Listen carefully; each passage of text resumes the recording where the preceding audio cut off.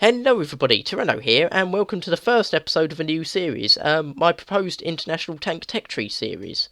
I should actually explain, because I did tell everyone I was going to do the French Tech Tree next.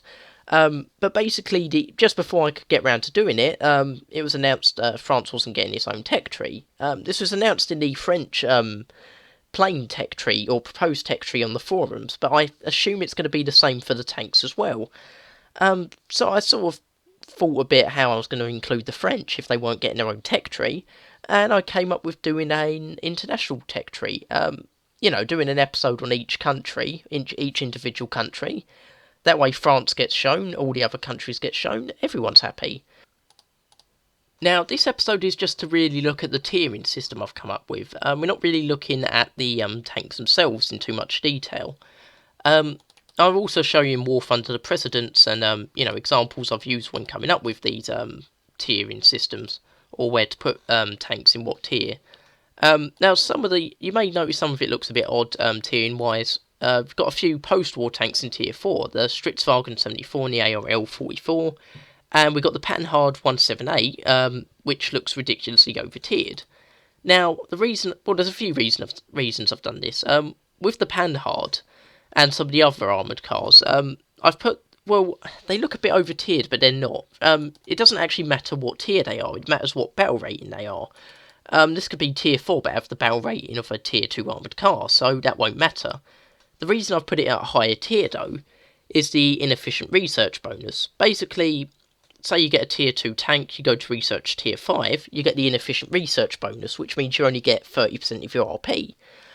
So obviously a massive reduction, and that's, going to slow you down. You may be using the tier 2 armoured car, because the next in line, it gives a bonus when researching the next thing in line, which may be the Panhards if these are in tier 2. But because of the inefficient research bonus, you'd be losing most of your points still. So this way you can still, have a low battle rating, but still get your research as normal. There are actually precedents for the post-war tanks being in tier 4 as well, which I'll show in a minute. But the reason I've done that is because I was having a lot of trouble filling tier 3 and 4. As you can see, they've only got 11 tanks at the moment as it is. You need 6 at minimum to get to the next rank. So this way, not including premiums, you've got 10 tanks or other vehicles. So you can get your 6 vehicles, and you've got a bit of leeway on which ones you research. There used to be a bit of a problem, especially on the American tech tree, with planes where you had to research everything, including bombers, which, put a lot of people off when trying to get to tier 5. You can also notice I've colour-coded some of the vehicles, which is nice, and hopefully lets you see where they are a bit easier. For example, yellow, Spain, dark blue, or blue, France, that sort of thing. Now, before we move on, I'm going to quickly go to War Thunder itself, and I'll show you, basically the inspirations I got for doing the tiering system this way. So here we are on War Thunder, or more specifically the American Tank Tech Tree on War Thunder, and we've got the M41A1 Walker Bulldog. Now this is tier 4, which is the same as the M4A376, World War II tanks. It's before the M26 Pershing, a World War II tank. But you go to information, you see deliveries didn't even start until 1953. So we've got a post-war tank before some of the World War II tanks. It's before the M26 Pershing. So, and, battle ratings before the M26 Pershing. So we could see there is a precedent for post-war tanks being put in the World War II tiers.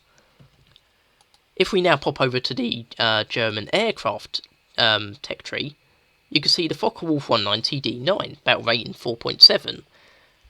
But if we go up here, the 190 A4 is 4.3. So we can also see there's a precedent for putting planes higher up in the tier, but adjusting their battle ratings so they meet tier 2 aircraft. So, my tech tree has got some precedent. It's not like I've just made it up. Guides should have done this sort of thing before. I think you can also see this on the Japanese tech tree. Where is it? A6M3. 4.3, next one's 5, and then the one after that is 4.7. So, again, there, M1K2J 5.7, J2M3 5. So, this has been done quite a few times. You can also see it on the, again, on the German tech tree with the if I can find it. The HS129B2, Battle Rain 4, the B3, or the B3 3.3. So, just to give you a few more examples. So, as that clip shows, there is some sort of precedent for doing the tiering system how I've done it, which hopefully will allay some fears.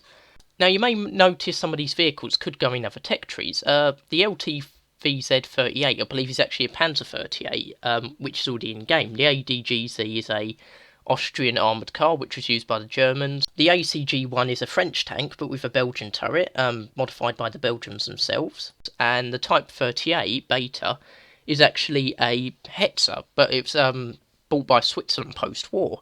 Now, I've included these because they may have had modifications for some of them. It helps beef up the tree a little bit. It's nice to have some slightly different vehicles for the international tech tree. I'm assuming the Type 38 Beta would have had some modifications being post-war. I assume the Germans would have modified vehicles they took over, so hopefully they'd be different enough. You can also see that I've included Commonwealth vehicles. I've previously included them in the British tank tech tree, but they could fit here as well, so I've included them just in case. I've also added a number of neutral tanks to the tech tree, and there's a few reasons for this. One of the reasons is, to boost the numbers of tanks, obviously, but also because without the neutral tanks, it will be hard to reach the minimum of 6 tanks per tier. So you need the neutral tanks to do that. Another reason, some of these countries did produce a lot of tanks. Sweden produced hundreds, possibly even 1,000 tanks during the war, so it'd be ludicrous to leave them out when they produce so many tanks. You can also use the neutral nations for alternate history events. For example, Germany invading Czechoslovakia because the Sudeten crisis turned out differently, or invading Sweden and Switzerland because the war turned out differently or Germany actually won the war. So you could have those nations against Germany, possibly with Allied help. You could also help simulate some of the other wars, such as in South America. The Vickers 6-ton was used in South America, if I'm correct, and as well as the Panzer 38. I'll probably talk about the events in more detail when I get to the individual episodes. Another example could be Spain teaming up with Germany to attack Gibraltar or something like that. But like I say, there's a lot of alternate history events that could be used, and I think it would help spice up the game a little bit. Japan versus Australia and invading Australia, it just helps to improve the game. Now, one of the other things you may have noticed is the medium/heavy tank line. Now, the reason I've not given heavy tanks their own lineup is because there's only 6 of them. 1, 2, 3, 4, 5. Yeah, 6 of them, and a lot of them are bolded and underlined. Some are post-war, may not make the era cut-off line or deadline, which I'll talk about in a minute. Some were prototypes, and some were only used in small numbers. So I decided to put them in the medium tech tree or lineup. And again, battle ratings can be adjusted if needed. I didn't want to leave them out completely, so this is a fair compromise for keeping them in the game without, getting rid of them or doing a lineup with only a few tanks. Now, talking about the era cut-off, it's meant to be 1953, at least for tanks. For planes, but with tanks they seem to have given it a bit more leeway. For example, we're getting the Leopard 1 and the M60, which I'm pretty sure are 1960s tanks. I'm trying to stick to the cut-off of about 1953. I have included some past that cut-off in some cases, but they are bolded and underlined. I will try to keep to 1953 where possible. Now, one last thing I'd like to mention is that this isn't actually the finished tech tree. As you can see, I've still got to give colour code for some of them. But while we're on the subject, there's a little colour code thing to help you find the different nations' tanks. But I do tend to tweak these as I sort of go along. As I get to each nation, I tend to do a bit more research into it just to make sure it's completely right. And, sometimes I remove or add tanks as I'm doing that, or, change the tiers and battle ratings. So this is subject to change. It will stay roughly this, setup, but then, you may see a tank move a tier or two, or 1 or 2 being added and taken away, that sort of thing. But, anyway, hopefully that's just given you a quick, introduction to the international tech tree. I'm going to be doing 1 episode for each nation, so we'll start off with Argentina, go to Australia, Austria. They're all get an episode each, in alphabetical order if I can. See how it goes. But yeah, I think this is the fairest way to give all nations their own episode. Give them all a little look in, and hopefully it'll be a good little series. It's been a pain to research, I must be honest, because I haven't got many books on the different nations. But yeah, hopefully you've enjoyed this episode, and I hope you'll watch the series when I'll get started on it properly. Thanks for watching. I'll see you next time.